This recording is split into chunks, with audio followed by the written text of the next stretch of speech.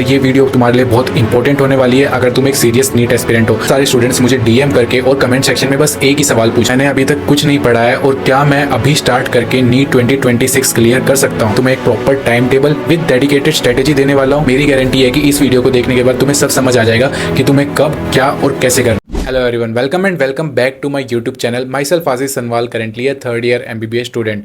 तो यार आज की जो वीडियो है वो काफ़ी डिमांडिंग वीडियो है। बहुत सारे स्टूडेंट्स मुझे डीएम करके और कमेंट सेक्शन में बस एक ही सवाल पूछ रहे थे कि भैया मैंने अभी तक कुछ नहीं पढ़ा है और क्या मैं अभी स्टार्ट करके नीट 2026 क्लियर कर सकता हूँ। तो इसका जवाब मैं तुम्हें इस वीडियो के लास्ट में दूंगा। एंड यार ये वीडियो तुम्हारे लिए बहुत इंपॉर्टेंट होने वाली है अगर तुम एक सीरियस नीट एस्पिरेंट हो। इस वीडियो में हम पॉइंट टू पॉइंट बातें करने वाले हैं, कोई हवाबाजी नहीं करेंगे। और इस वीडियो में मैं तुम्हें एक proper time table with dedicated strategy देने वाला हूँ। एंड यार ये मेरी गारंटी है कि इस वीडियो को देखने के बाद तुम्हें सब समझ आ जाएगा कि तुम्हें कब क्या और कैसे करना है। देखो यार, पहले मैं तुम्हें अपना टाइम टेबल बता देता हूँ कि मेरा स्केड्यूल क्या होता था। How was my day before NEET. तो मैं सुबह 8:30 से 9 बजे के बीच में उठता था और उठते ही सबसे पहले पढ़ने बैठ जाता था, बिना नहाए धोए और कुछ भी खाए पिए। क्योंकि सुबह सुबह जब तुम उठते हो, व्हेन यू वोक अप, तो तुम्हारा जो ब्रेन है वो सबसे ज़्यादा एक्टिव होता है। मोस्ट प्रोडक्टिव स्टेट में हमारा ब्रेन सुबह सुबह ही होता है।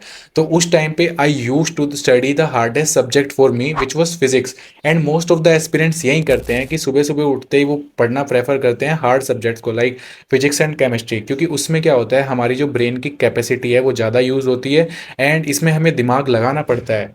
तो मेरा जो सुबह सुबह का टाइम था, 2 घंटे का टाइम होता था, वो ज़्यादातर फिजिक्स के लिए ही जाता था। इसमें मैं अपने नोट्स को रिवाइज करता था और उसी टॉपिक के क्वेश्चंस भी लगा लेता था। एंड ये करते करते मुझे लगभग 11 बज जाते थे और उसके बाद मैं आधे घंटे का ब्रेक रहता था। आधे घंटे के ब्रेक में जो भी खाना पीना होता था या फिर नहाया धोया ये मैं कर लेता था। उसके बाद 11:30 पे मैं दोबारा पढ़ने बैठ जाता था। अब 11:30 से 1:30 तक मैं पढ़ता था। ये मेरा स्टडी सेशन, जो नेक्स्ट स्टडी सेशन होता था, ये 2 घंटे का रहता था। इसके अंदर मैं केमिस्ट्री और बायोलॉजी दोनों सब्जेक्ट्स को करता था। इसमें मैं क्या करता था कि जो भी टीचर ने मुझे पिछली क्लास में पढ़ाया है मैं उसको रिवाइज करता था और उसी टॉपिक के सेम क्वेश्चन भी प्रैक्टिस करता था। क्योंकि यार जो हमारी नेक्स्ट क्लास होने वाली है वो कहीं ना कहीं तो इंटरलिंक्ड होती है हमारी प्रीवियस क्लास से।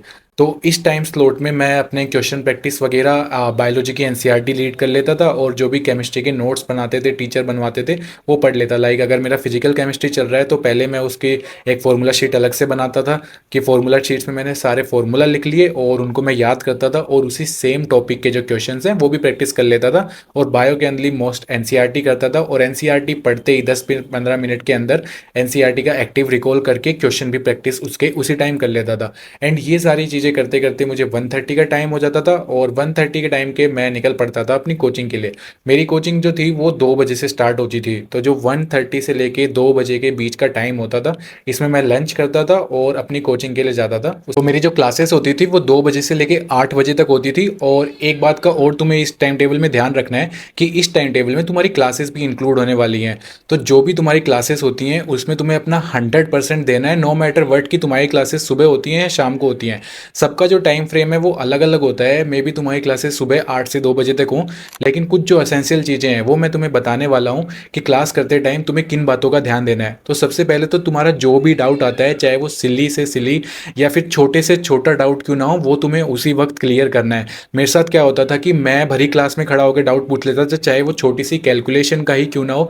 लेकिन मेरे मन में ये रहता था कि अगर मैं क्लास में आया हूँ तो मेरा कोई भी डाउट यहाँ पे नहीं बचना चाहिए और सारे डाउट्स मैं यहीं पे क्लियर करके जाऊँ, रूम पे जाके ना हो कि यार मैं सर से डाउट्स पूछ लेता तो अच्छा होता।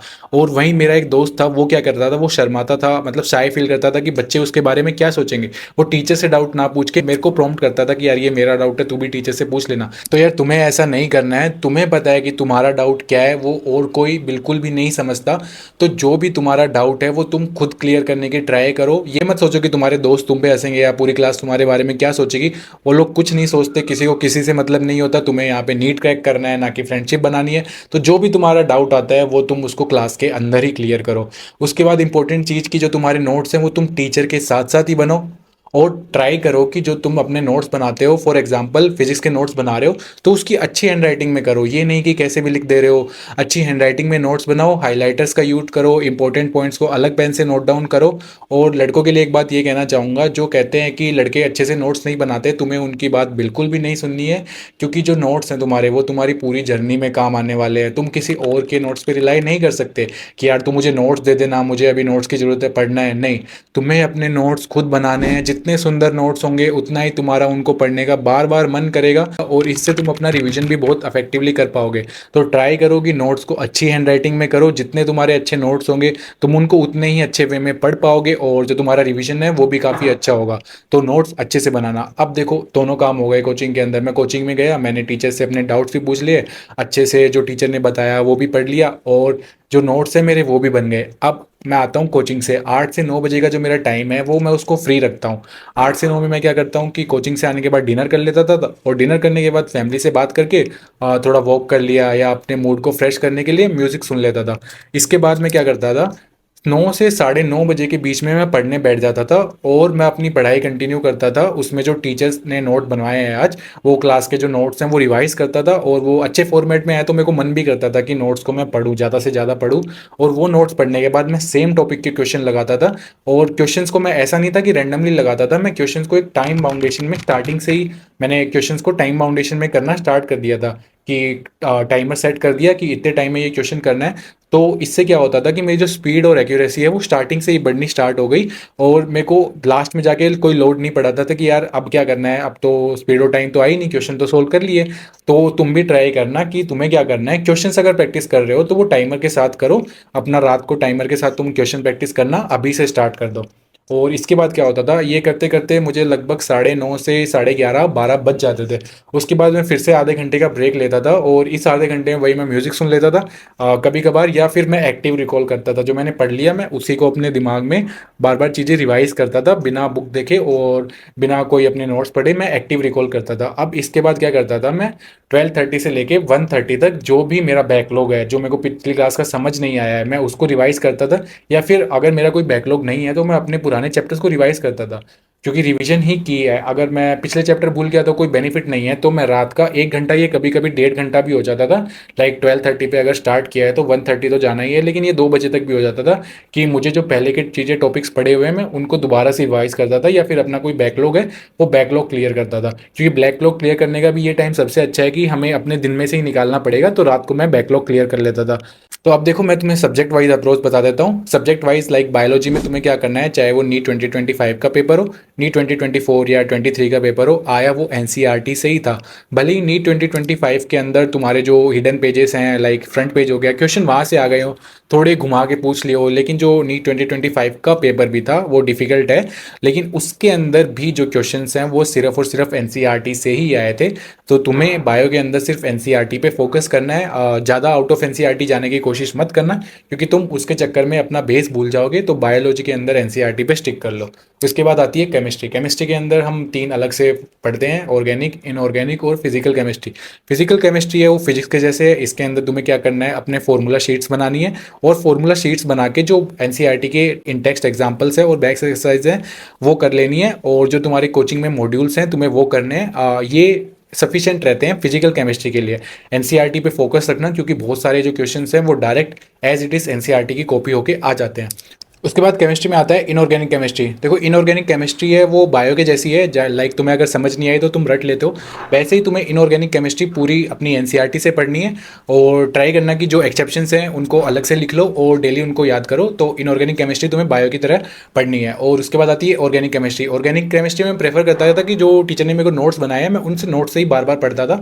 वो मेरे को ज़्यादा समझ से आते थे। लाइक एक बार मैंने पढ़ लिया, 2 बार पढ़ लिया, 3 बार पढ़ लिया, उसके बाद जब मैं एनसीईआरटी पे जाता था तो मुझे बहुत जल्दी एनसीईआरटी समझ आ जाती थी। तो पहले तुम ये कह रहे हो ऑर्गेनिक केमिस्ट्री में कि अपने नोट्स को रिवाइज करो बार बार, और उसके बाद जो है एनसीईआरटी पे जाओ। तो ये तीनों हो गए। फिजिकल केमिस्ट्री में तुम्हें बस अपने फॉर्मूला शीट बनानी है और फॉर्मूलाज को याद करना है और उन्हीं से रिलेटेड क्वेश्चन करने हैं, उससे बाहर नीट के अंदर इतने ज़्यादा टफ क्वेश्चन फिजिकल केमिस्ट्री में नहीं आते। इनऑर्गेनिक तुम्हें बिल्कुल अपनी बायो की तरह पढ़नी है और एनसीईआरटी से ही पढ़ना है, याद करना है, और कुछ चीज़ों के एक्सेप्शंस लिखो और उनको अच्छे से याद करते रहो बार बार। और ऑर्गेनिक में अपने नोट्स पढ़ो, नोट्स के बाद तुम एनसीईआरटी की रीडिंग लो और वो तुम्हें फिर अच्छे से बहुत समझ आ जाएगी। उसके बाद आती है फिजिक्स, जो one of the toughest subjects है, और नीट 2025 के अंदर तो फिजिक्स मान लो कि हुई नहीं, बहुत टफ आ गई ऐसा लग रहा था। तो फिजिक्स में तुम्हें क्या करना है कि पहले तो जो तुमने नोट्स बनाए थे उनका रिवीजन करो। नोट्स के बाद तुम अपने मॉड्यूल्स पे जाओ, मॉड्यूल्स के क्वेश्चन सोल्व करो। मैंने खुद अपने जो मॉड्यूल्स थे वो 2 बार 3 बार लगा लिए थे। तो मॉड्यूल्स में मैं पहले वही करता था कि नोट्स जाता था, नोट्स के बाद मॉड्यूल करता था। उसके बाद मुझे अगर लगता था कि मेरे को रेफरेंस की जरूरत है तो ही मैं रेफरेंस पे जाता था, वरना फिजिक्स के अंदर जो बस 3-4 क्वेश्चन ही नीट के पेपर में जो आते हैं वो हैवी होते हैं, वरना जो मोस्टली क्वेश्चंस हैं हम उनको आराम से कर सकते हैं। फिजिक्स में मैं ऐसे ही करता था कि फॉर्मूला शीट भी बना लेता था, फॉर्मूला शीट्स के अलोंग अलोंग जो मैंने नोट्स के क्वेश्चन है पहले वो प्रैक्टिस करता था, उसके बाद मॉड्यूल के लगा लेता था, और इनके बाद मेरे को अगर कसर लगती थी तो मैं किसी रेफरेंस बुक पे जाता था। लेकिन इतने में मोर देन सफिशिएंट मुझे लगता था तो मैं यहीं पर रुक जाता था, और ये मेरे तीनों सब्जेक्ट्स की जो स्ट्रैटेजी थी वो मैं फॉलो करता था। तो देखो मैंने तुम्हें अपना एक मोटा मोटा एक रफ टाइम टेबल बता दिया है जिसे मैंने फॉलो किया था अपने नीट को क्लियर करने के लिए। लेकिन आजकल क्या होता है, तुम इतनी मेहनत करने के बाद भी अपना नीट क्लियर नहीं कर पा रहे हो। क्यों? क्योंकि या तो तुम इस स्ट्रेटेजी को फॉलो नहीं करते या फिर तुम अपने लिए एक स्ट्रेटेजी बना नहीं पा रहे।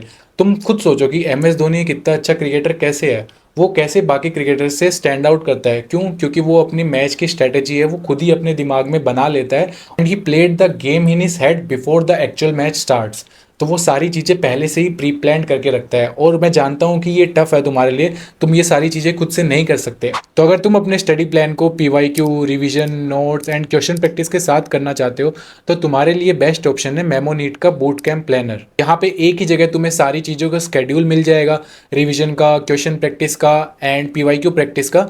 एंड इसकी बेस्ट बात ये है कि ये सिर्फ एक पीडीएफ प्लानर नहीं है।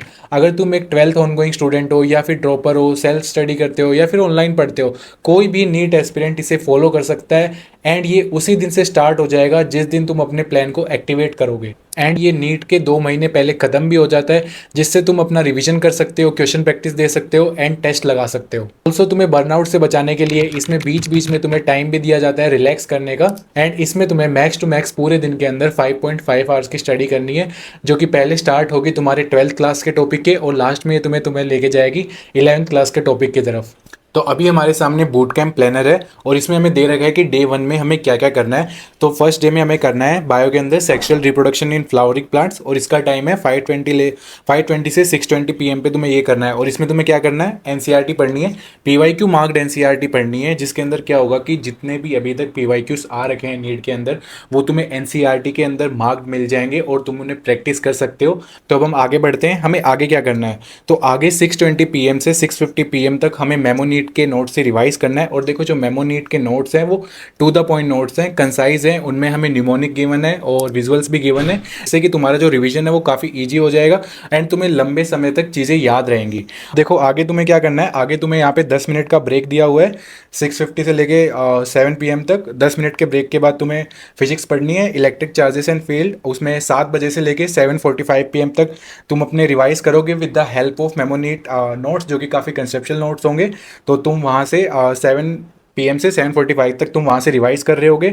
उसके बाद तुम्हें दोबारा से ब्रेक गिवन है, और ब्रेक के बाद 8:15 से 10:15 PM पे तुम क्या कर रहे होगे, तुम कंप्लीट कर रहे होगे अपने topics of day 1, practice the question from line by line NCERT section in the following order. तुम्हें इसी ऑर्डर में जो अपने क्वेश्चंस हैं उनको प्रैक्टिस करना है। Conceptual building questions, NCERT exemplars and NCERT की बैक बुक के एक्सरसाइज तुम्हें यहाँ से मेमो नीट ऐप से कर लेनी है। उसके बाद क्या करना है, उसके बाद तुम्हें फिर से यहाँ पे ब्रेक दिया होगा, और ब्रेक के बाद 10:30 बजे से लेकर 11:30 बजे तुम्हें दोबारा से sexual reproduction in flowering plants करना है। इसके तुम्हें दोबारा से प्रैक्टिस क्वेश्चन करने हैं from line by line NCERT section. अब देखो यहाँ पे हर लाइन से क्वेश्चन मिलेंगे, तुम्हें डिटेल क्वेश्चन मिलेंगे, असर्शन रीजन मिलेंगे, सारे क्वेश्चन तुम्हें मेमो नीट ऐप पे मिल जाएंगे। अब देखो पढ़ाई करने के बाद टेस्ट देना भी काफ़ी इंपॉर्टेंट है, एंड इसका ध्यान भी यहाँ पे अच्छे से रखा गया है। तो तुम्हारा फर्स्ट टेस्ट होगा वो तुम्हारा होगा डे 21 के अंदर, और जो उसका सिलेबस होने वाला है वो होगा sexual reproduction in flowering plants, human reproduction, physics के अंदर इलेक्ट्रोस्टैटिक एंड केमिस्ट्री के अंदर सॉल्यूशन।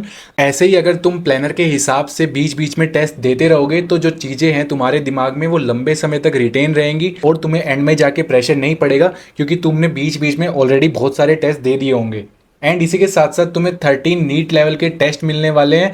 और इतना ही नहीं, यहाँ पे 44,000 प्लस क्वेश्चंस हैं, जिसमें से नीट 2025 के अंदर भी 168 आउट ऑफ 180 क्वेश्चंस आए थे। तुम उन्हें मेमोनीट ऐप पे जाके देख सकते हो, प्रूफ मेमोनीट ऐप पे गिवन है। और 44,000 क्वेश्चन में से तुम अपनी प्रैक्टिस भी कर सकते हो। एंड इसी तरह फिजिक्स, बायोलॉजी एंड केमिस्ट्री के अंदर तुम ढेर सारे वन लाइनर एनसीईआरटी के क्वेश्चंस प्रैक्टिस कर सकते हो, पीवाईक्यू प्रैक्टिस कर सकते हो।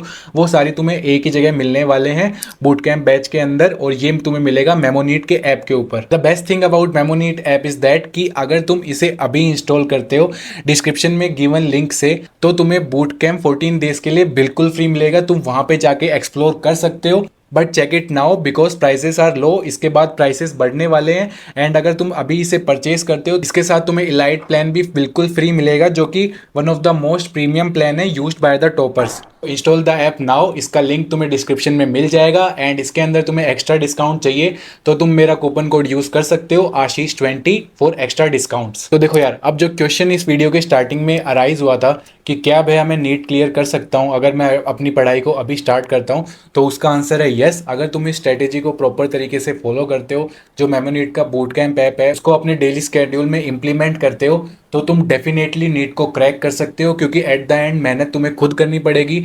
और मेमोनीट पे एक और बात मैं तुम्हें बताना चाहूँगा कि अगर तुम फुल प्लान को अफोर्ड नहीं कर सकते, तो तुम्हारे लिए मिनी प्लान्स भी अवेलेबल हैं। जो प्लान तुम्हें चाहिए तुम सिर्फ उसको भी बाय कर सकते हो। ये तुम्हारी प्रिपरेशन को ईजी बनाने के लिए है, ताकि तुम अपने सपने से पीछे ना रहो। तो एट द एंड मैं तुम्हें यही कहना चाहूँगा कि नीट को क्लियर करने के लिए तुम्हें मेहनत करनी पड़ेगी। ये जो स्टेथोस्कोप यहाँ पे पीछे टंगा हुआ है, ये हर बच्चे को नहीं मिलता। अगर तुम अभी नहीं पढ़ रहे तो कोई और बच्चा पढ़ रहा होगा। अगर तुम मेमोनीट के ऐप से क्वेश्चन सॉल्व नहीं कर रहे तो कोई और बच्चा कर रहा होगा, और जब तुम्हारा कंपटीशन होगा तो वो तुमसे आगे निकल जाएगा। और थैंक यू, अगर तुम इस वीडियो में अभी तक बने हुए हो तो सब्सक्राइब कर देना चैनल को for more such motivational videos.